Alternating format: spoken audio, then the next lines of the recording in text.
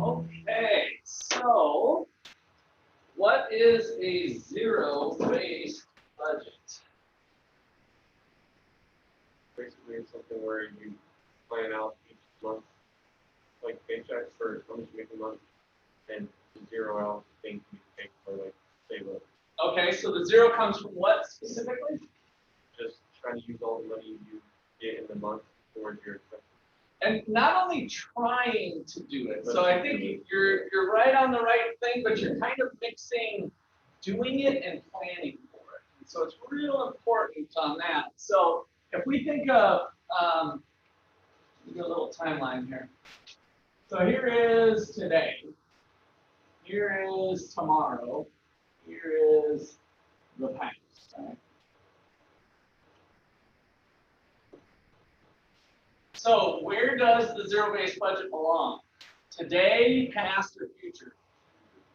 Today and Today and future? It's kind of, you might have a start of today, like you just got paid today, right? But otherwise, all of the spending, assuming you're sitting down to do the budget, all of the spending is future or today? Future. All of the spending is for sure future. Some of the income might be future. So this is where our zero-based budget lives.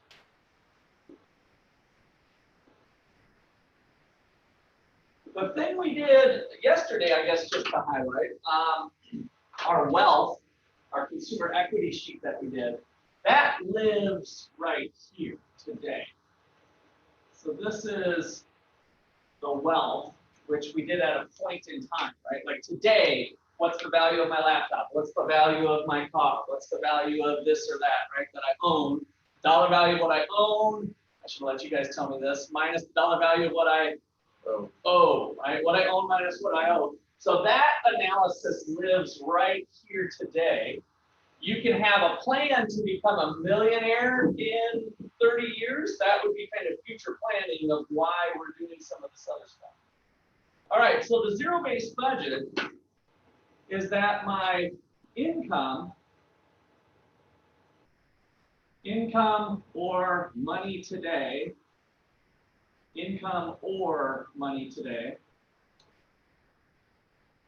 minus my planned spending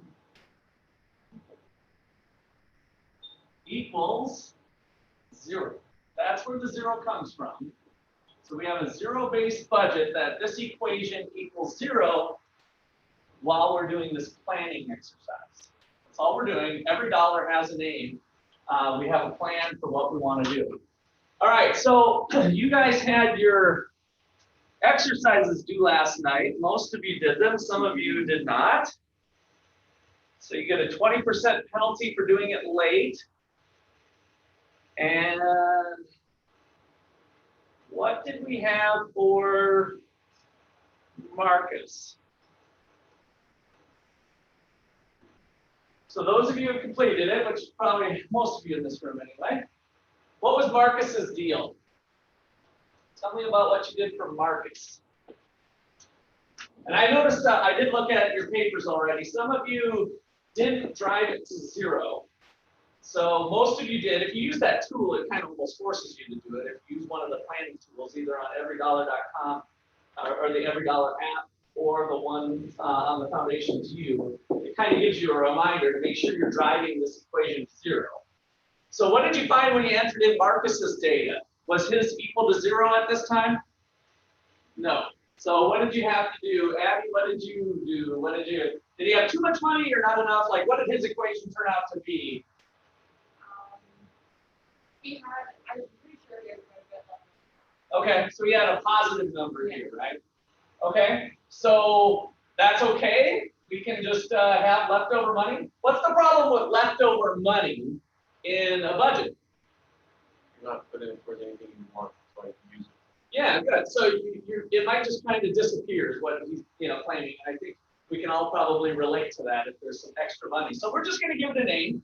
If later on the week, like I told you with my envelope system, if later on in the week you don't like the name that you gave it, You can switch it. It's your budget. It's your money. It's not your mom and dad's money at this point. We're talking about your money, right? So just change it if you don't like it. But when you sit down to plan for it, this needs to equal 0. So, what did you throw money at? Abby, do you recall what you did? He doesn't have any savings, so I probably put. Good. So now we go back to our baby steps, which we didn't highlight last time. What's baby step number 1? This is really our roadmap. Emergency fund, how big? Anybody can help? 520,000. 500 if you're making less than 20,000 a year, or how much if you're over? 1,000. So we got $1,000 emergency fund, and then if you want, we can put 500 if income is less than 20,000. That's fine. Baby step number 2. Pay off all debt. Pay off all debt. Get rid of all the debt. So, and then let's go ahead and list number 3. 36 months. Of expenses. 3 to 6 months of expenses is built up as your new big emergency fund. Okay, so when you look at a guy like Marcus here, and he's got leftover money, what's your first thing that comes to mind using Dave's plan here of what he should try to do with the money? Put it in as an emergency. Put it as an emergency fund. Now, if he's already got $1,000 emergency fund, which does that say that in this problem? Does he have $1,000? No. So then you just stop there. If he had $1,000 emergency fund already, then we move to baby step number 2. Does Marcus have any debts, school loans, car loans, anything? Throw that extra money at that, right? So that's the system kind of working all of these things together. All right, and then we had Cassie. And what happened with Cassie's? Abby, give me a number between 1 and 5. 3. 1, 2, 3. Anna, did you do the homework? What did you do? What did you find out about Cassie's? Was she over or under?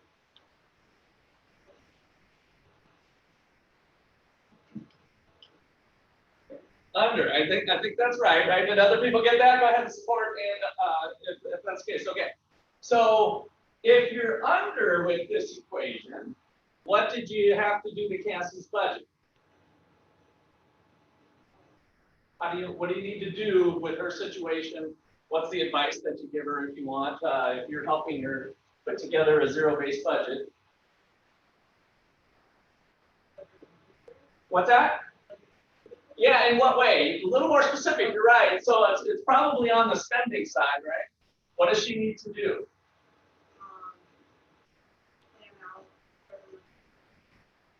Okay, specifically, what does she need to do? So let's just say, I don't know if you remember, are you looking at the sheet? Do you know how much she was under?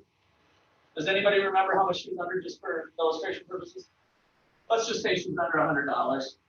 So she's short $100. In other words, 1,000 minus 1,100 equals a negative 100. So what does she need to do then? Has she spent this money already? I saw a couple heads shaking yes. So we got to all kind of buy into this program. Where, when we're doing this exercise, where do we live? In the future, right? This budget is for the future. So that money has not been spent yet. So now, what does Cassie need to do if her future planning numbers are coming up with, again, I'm just making up numbers here, 1,000 minus 1,100 equals negative 100. Whoops! I'm planning to overspend the income that I have. What does she need to do? What's that? And I'm just trying to get you down. I'm not trying to pick on you. So in order to make the numbers equal, what would she have to do on this side? It's 1,100 currently, and that's not right, right? Is what you're identifying. So what would she need to do to plan better? What is she going to need to do with one of her categories? Not spend so much. She needs to reduce it, right? Now, does she have to take it all from one category? No. It could be 25 from this one, 25 from this one, and 50 from another one. But she needs to think through the fact that she doesn't have enough money for the spending she's planning to do. You need to cut something, right? That's what we're doing here. That's all it is. It's just getting a grasp of reality that I can't spend money I don't have. And let's not plan to spend money I don't have, because lots of people do spend money they don't have. How do you spend money that you don't have? Credit card, right? You just get, yeah, that's easy. Real easy. They make it real easy for you. That's what we're going to learn in the debt lesson. We're going to learn a little bit about credit card companies and lenders and stuff. So we're going to be in control of our money. We're going to reduce some categories. You remember what you reduced? Did you drive it to zero? What did you reduce?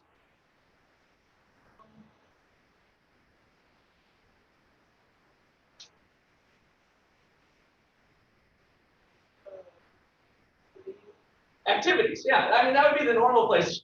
You know, can we reduce our utilities? No, right? If the utility bill is what it is, assuming we had a realistic number that the bill coming up next week is X, we don't want to do that. So she has $130 for her own car repairs, maintenance, and gas, and auto insurance. Could she reduce that category?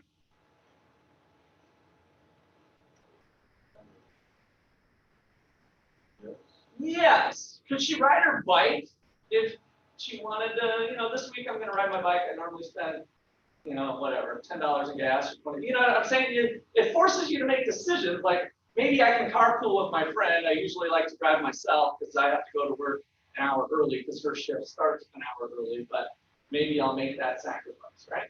So, and of course, groceries. Do I have enough food? Can I scrap by with what, you know? So you just start thinking, which category should I trim down to make this equation equal? And then again, if you kind of screw up in one category, maybe there was some uncertainty, and a week later you can shift some dollars from one envelope to the other, you do it. Not that big a deal. We're just managing our money. All right, so questions or comments there? This is the absolute most important thing to make you $1 million. If you guys start doing this zero-based budget, that is the thing that if you listen to some of Dave Ramsey's radio programs and they do the debt-free screen like every hour, I listened to it on and off over the last, 15 years. The thing that people always point to is this zero-based budget. That did it. Like, they might have screwed up on some other tips and advice and techniques, but if you get this down, it's a very powerful tool. Probably the most powerful thing in terms of managing your money. Yes, Caleb. Yeah. Yes, Abby. You have to do our own budget. That will be with this book. Your own budget too was part of the exercise, yeah. But that's fine. We're going to actually do another one with you here in a little bit because I want you guys to get your motor started. So that part of it's not as important as the other parts. Okay. So I want to show you my budget, not my real budget, but my budgeting sheet. How many of you are kind of feel comfortable with Microsoft Excel?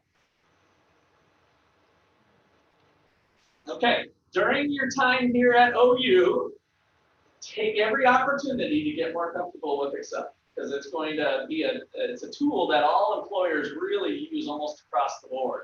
No matter what, if you're an exercise science major or business major or otherwise, you're going to hopefully get exposed to opportunities in the business school specifically. How many business majors do I have here? 1, 2, 3. So we're making we started this a long time ago, trying to make sure our graduates have some decent Excel skills. So I'm going to make this available for you guys, but it's not going to be required as any sort of work. I just want to show you kind of everything at a glance that looks overwhelming, right? We got a lot of numbers up here, but hopefully it'll kind of piece together what you saw in the videos and what you need to know for tonight's homework too, okay? All right, so over to the left here is your income. So that's this thing that looks so cute and pretty and little right here. You might have various sources. So I have John and Jane are a couple, and they have income from multiple sources. And so we're going to add up their income together. So John is $4,000 a month, Jane's at $1,500, and some maybe miscellaneous job. So they've got $5,600 here in a given month that they're going to spend. So I want to ignore this for now. So we're kind of doing their monthly budget at a snapshot. And so then they think about, oh, there's my payments, my mortgage, electricity and water, the utilities, food, transportation. What did we identify as housing, utilities, food, transportation? What did we call those in the videos and in your materials? Those four things, what did we call those?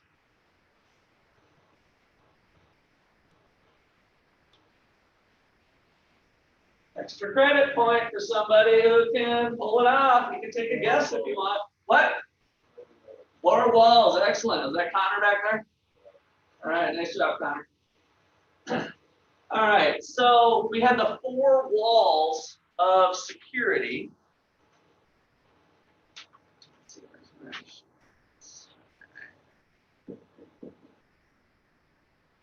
Now, you guys remember four walls now that Connor reminded you? So we have the four walls. Those are the things that we're going to really always protect. So notice they're at the top of the sheet. So we got our savings for emergency fund. If that's already fully funded, we don't need to put more money in if we already got $1,000, for instance. But then boom, I've got the basics of life that I need to have in line, including gas and all that stuff. And then we can get into clothing and medical. And notice that there's a lot of zeros here. This is the way my real budget, again, this is the sheet my wife and I sit down every 2 weeks to fill out. We've been doing this for a long time, 4 years since we, or I guess longer than that, gosh. And so a lot of these don't apply, but as her and I sit down to plan things, we're like, oh yeah, do we have any doctor bills coming up? No, right?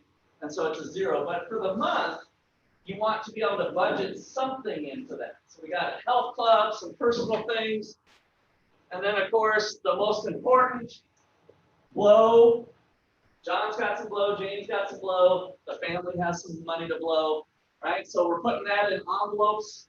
So that budgeting exercise here ends up transferring into cash in my envelope that I can use then as I go out into the real world and start spending some money.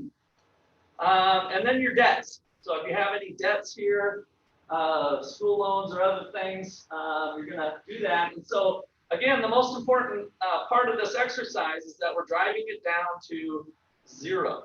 So we want our numbers inflow to equal outflow. Okay, so that is the monthly thing. The monthly thing isn't really what we use all the time, though. It's good to kind of know globally how things are working out, and then you could extrapolate that to annually, like I make X amount, I make $75,000 a year between the two of us. Globally, what does it look like? You see what I'm saying about globally? But the nuts and bolts are right here, because in reality, different payments have different due dates throughout the month, right? And so what we do is we sit down and say, okay, I just got paid $1,000 is the paycheck that I have in hand. And we got some irregular income. So notice that I have the running balance. I'm letting the computer just do the running balance here. So I'm adding up, I've got $1,100 to spend. And now again, my first thing is my mortgage. I'm going to put $250 into an envelope to help pay my $858 worth of rent or mortgage or whatever that I have coming up. And so when I entered the 250, the computer again just took that money out of the running balance, right? So it's 1,100 minus 250 equals 850, and then we just keep spending money as we go down, driving that thing ultimately to zero. Now, some of those bills, like, let's see, where's my utilities here? Well, let me just take this one here. So let's say the gas bill is on the 13th, or later on in the month, then I can come over to this column and put the 30 here. And so now I'm starting to look at September in terms of I got this money coming in, I got money, another paycheck coming in. How am I going to spread my money across the month, right? And then so that's this future idea. Here we are today, and where is my money going to be spent on the upcoming month? So really, Excel is really just nothing more than a big calculator that helps us do the math. You can do this by hand as well. We're going to do an exercise by hand. But that is the kind of all of these sheets in one spot. You got your spending, you got your monthly analysis, and then you spread it over the month. Questions or comments on the layout? Or just the sheets in general, and that's all the stuff that the video went. This is the allocated spending plan. All right, down at the bottom, again, this is just what my wife and I do. You saw the breakdown of savings. And so if you have $3,300 in your savings account, by using this sheet each month or each whenever you look at it, you can start to keep track of, oh yeah, I got books coming up. I want $400 of that $3,300 going towards books. Maybe we have an entertainment category, car replacement. Like I think my car is going to be good for 3 years, but let's kind of slowly throw some money at a car replacement. Maybe I'm going to regularly put in $100 a month, unless for some reason there's some other bills that come up in a given paycheck. But maybe we'll throw a little bit each paycheck or a little bit each month to a car replacement fund. And then summer housing. So I have the computer here then, adding these up to 3,300. That's just a simple sum of that column just to double check. So I go to my bank statement. My bank tells me I got 3,300. Let's say now that my bank, after this paycheck and I put some money towards savings, I now have $3,500. Oops, not 350, 3,500. Now, I know that I've got 200 more to put towards maybe the car. Maybe that was the intent, or maybe it's 100 towards books. So I go 500 towards books and 300 towards the car replacement, and boom, I'm balanced again, right? So all I'm doing is I'm thinking about a number of different things that I have some future spending to do on, and I'm going to keep track of it. So questions on the breakdown of savings?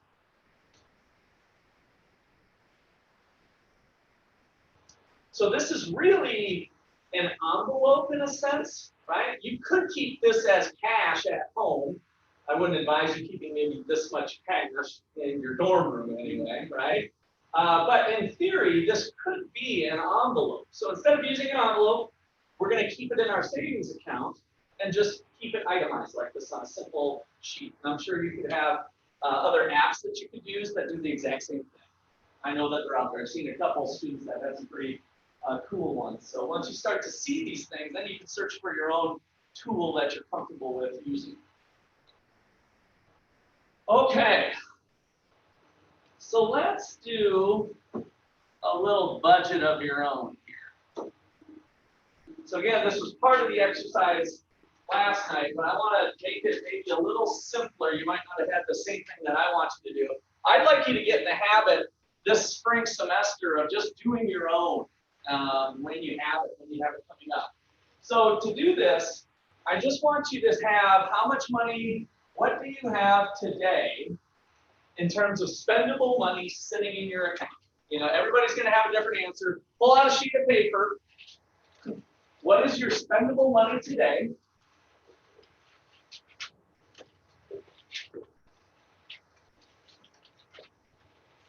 And if you literally have 20 bucks, 40 bucks, 90 bucks, that's totally fine. Let's start everybody off with 100. So I know that's kind of funny money, but I want it to be, we're going to start dreaming here early. So minimum of 100, just to kind of help with the exercise. So let's put minimum of $100, even if you don't have $100. You have a No, I don't. I don't know where one is even, but does somebody have I got an extra pen here, or somebody's got one there. Actually, I got a pencil. I don't know if there's any more in there. Looks like there's. Okay, and then next what you're gonna do is have 4 to 6 categories of spending that are personal to you. 4 to 6 categories of spending. So category 1, category 2, category 3, category 4, and then if you want to go optional, you can go 4 and 6 or 5 and 6, but you don't have to. For college students, I don't want you to be overwhelmed with that big spreadsheet that I just showed you, but you saw the types of things that are on there. So make one that's personal for you. It could be something that you're going to be doing in the future, like you're not going to spend any money on books like right now, but in the future you'd like to carve out some of the money you have currently for school. So your category might be real broad, it might be narrow. It's totally up for you. This class is called what? What's the name of this class? Personal finance. I'm trying to make this personal to you so that you can really put it into motion after we learn the tools. So come up with 4 to 6 categories. I know one category that I'm going to force you to have on there. Do you guys, anybody know what it is? No. Blow. Bingo. Not even emergency.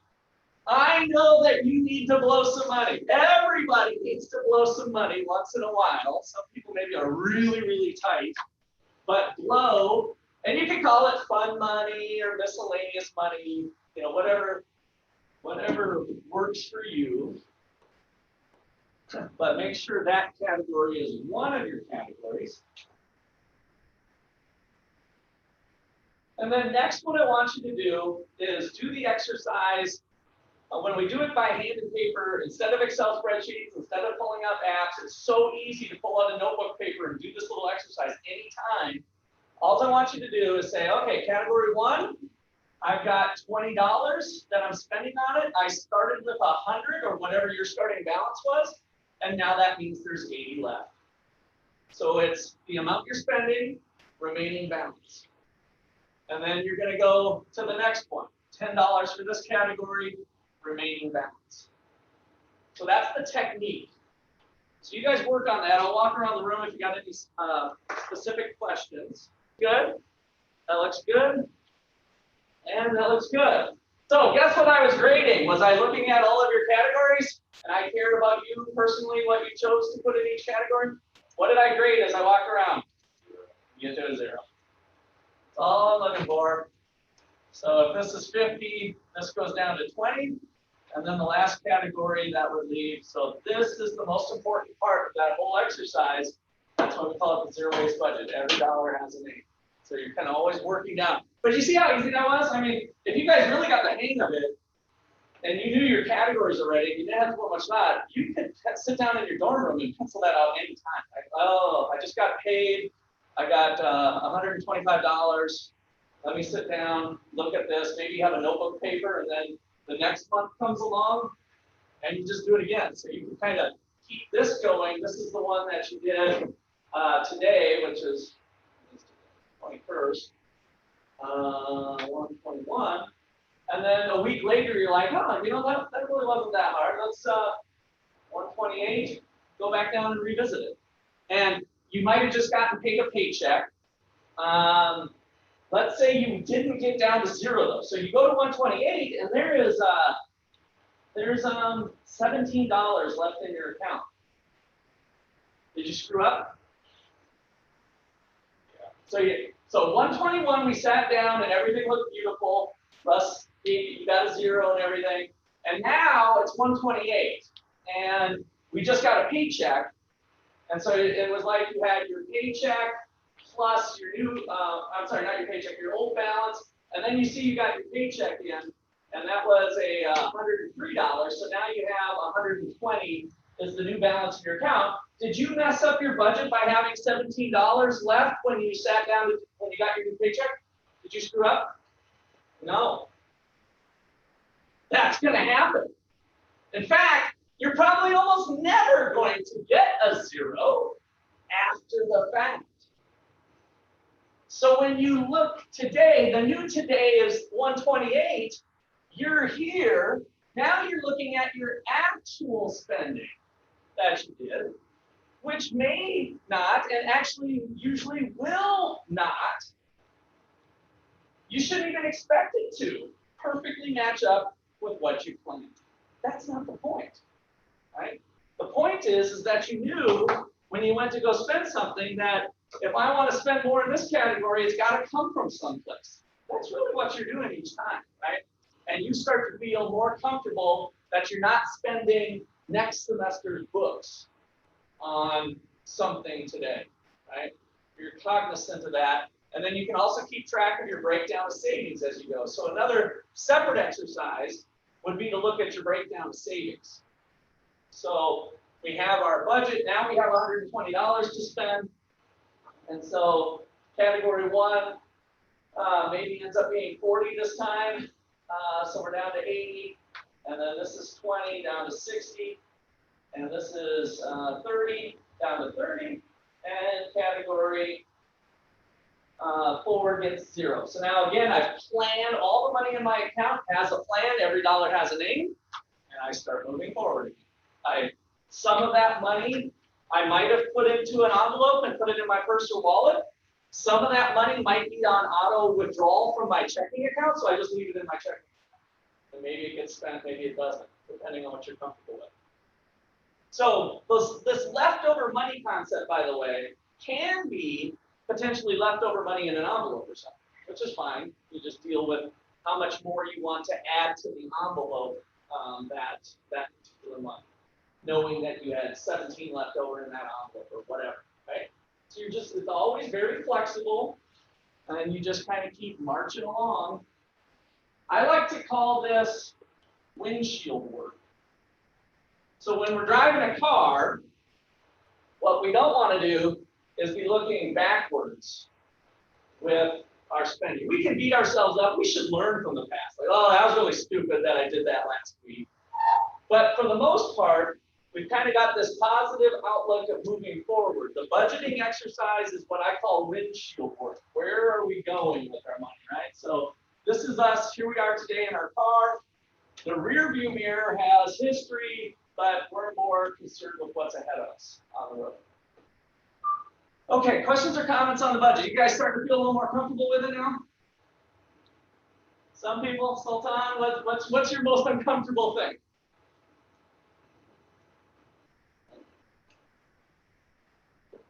Oh, you're fine?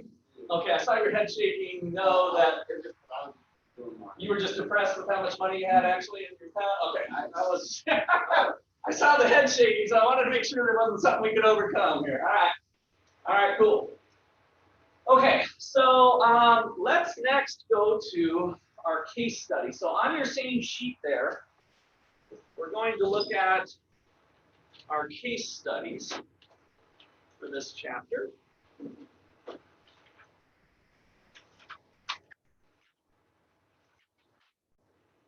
All right, we're going to start with old Waverly here. Get the screen dropped.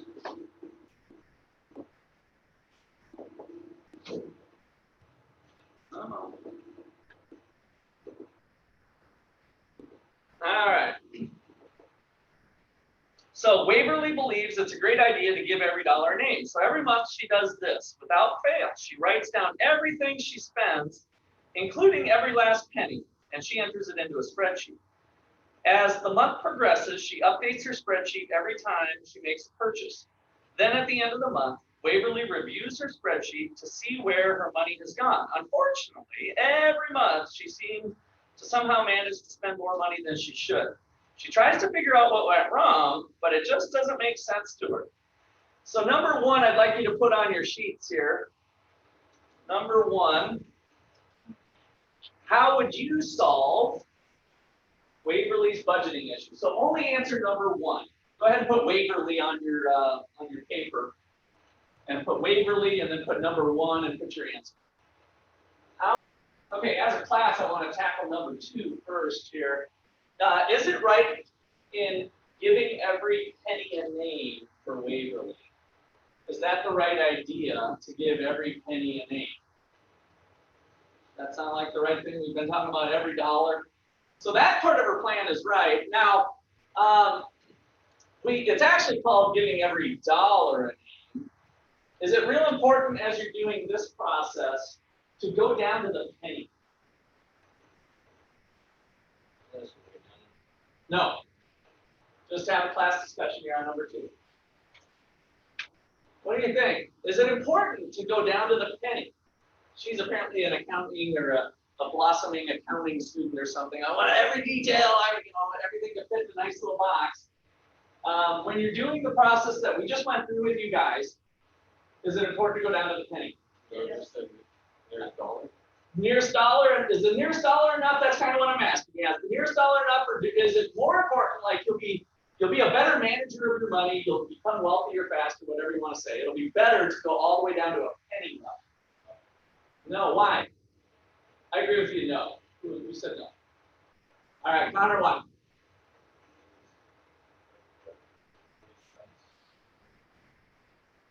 Okay, 40 cents doesn't matter. Possibly. Anybody want to add on to that? I think you could strengthen your response.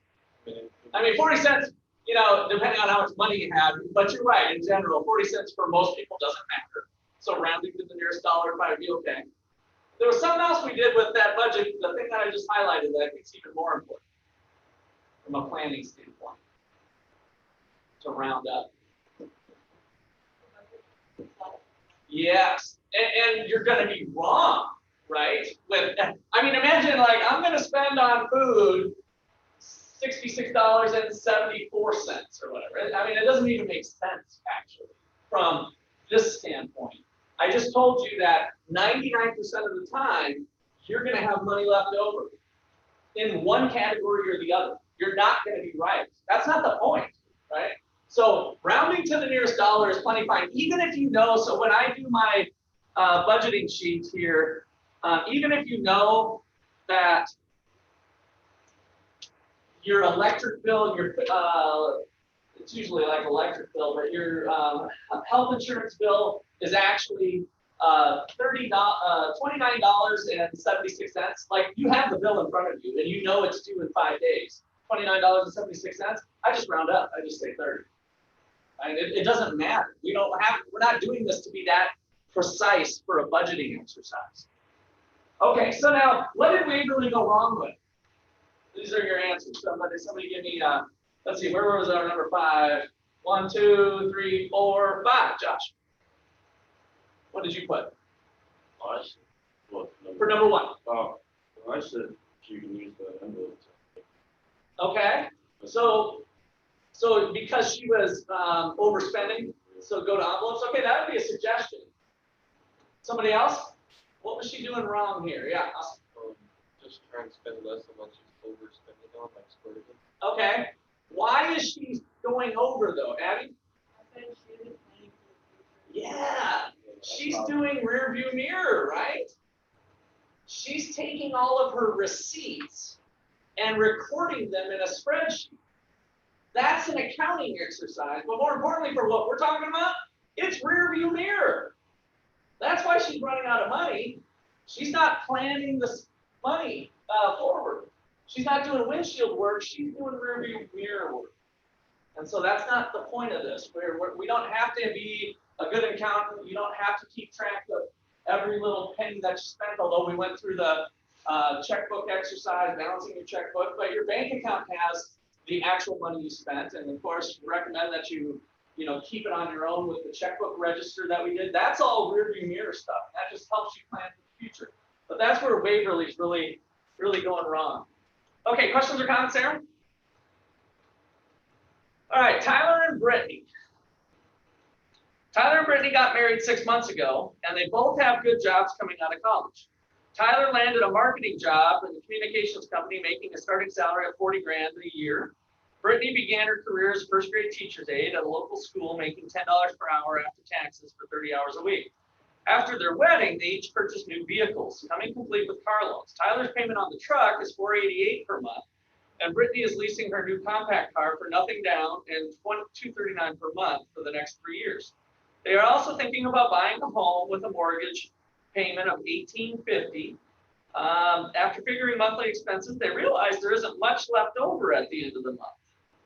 And so given that information, I don't want you to write this one on your papers here. Let's just talk about if they continue spending their habits, or they continue this habits, predict what their financial state will be a couple of years from now. So a couple of years from now, maybe as part of this exercise, if you guys want to let's do a little bit of math here. I think is good for looking at this one. So $40,000 per year. Somebody got, go ahead and pull out your calculator. I mean your phone. You can pull out your phone and use it as a calculator right now. I want to get you guys good, kind of crunching some numbers here. So what's Tyler's monthly pay? 3,300. All right, 40,000 divided by 12. Is that what you did, Caleb? Okay, $3,333. We'll leave off. All right, we'll leave off the pennies. All right, and then Brittany here, what is she making? $10 per hour after taxes for 30 hours. So what is she making? That's per week. 10,000. Okay, and so how'd you get that? 10 times 30, and then times 4 gives you 1,200.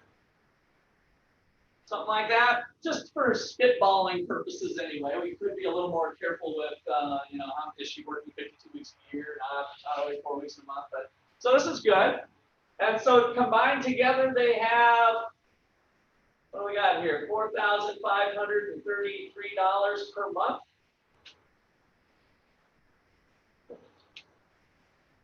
They've got the truck and the lease.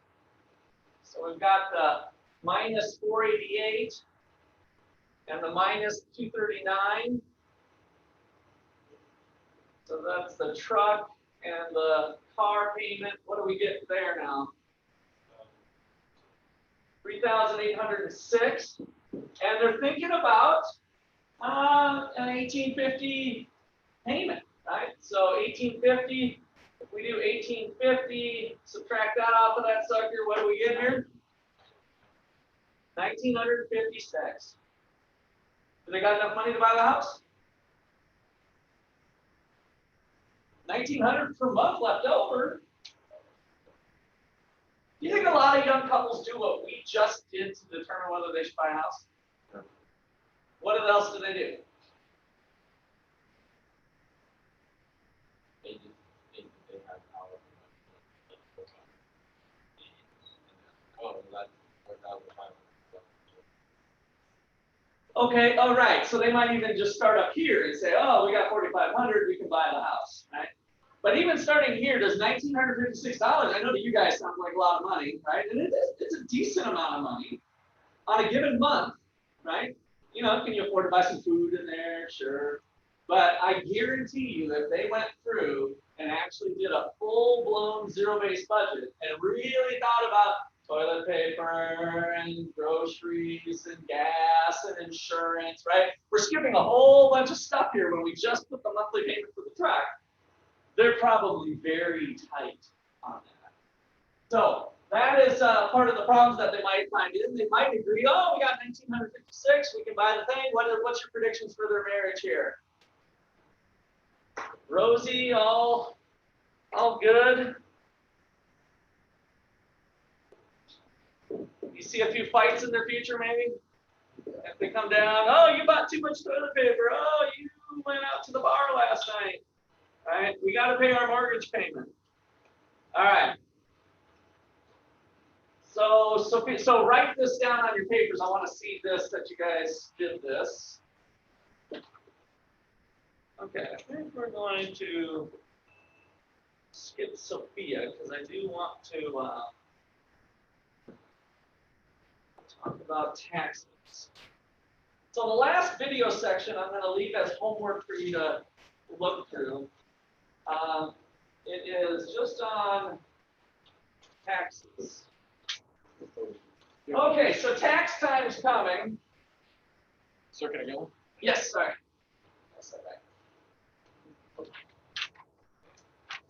All right, so you guys, how many of you already gotten your tax thing returned to you already? Your money, how much money you made during the year? Those usually come out end of January. Some employers get them out a little bit early. So this last form just kind of talks about taxes. And the main thing that I want you to come away from, since we're this far into it, is we don't have any sections where you're really figuring out calculating taxes, right? But you've got programs. How many of you have paid like H&R Block or something to do your taxes? Usually runs a little bit. Now, are you paying anything for it, or okay? So TurboTax for free. So I recommend you doing that and not pay anybody, because taxes nowadays with some of those programs, it's real easy when your income's easy. Now, I want you to be careful though, because as you start to have a few things, the reason, guess why H&R Block gives it to you for free, or TurboTax gives it to you for free? Guess why?